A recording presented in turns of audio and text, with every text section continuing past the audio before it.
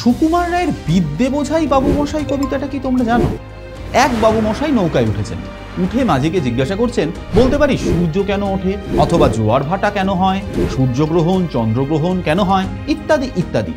মাঝিকে তিনি খোঁচা দিচ্ছেন, এইসব পুঁথির জ্ঞান না থাকলে জীবনে 4 আনা 8 আনা বা 12 আনাই মিথ্যে।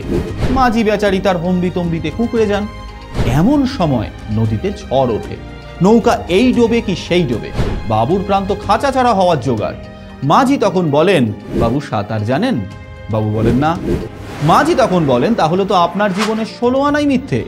পুঁথির জ্ঞান যতই থাক না কেন, সময় উপযোগী প্র্যাকটিক্যাল নলেজ না থাকলে সেই জ্ঞানের কোনো দাম নেই। স্কিলই তৈরি করে একজন মানুষকে ভবিষ্যতের জন্য।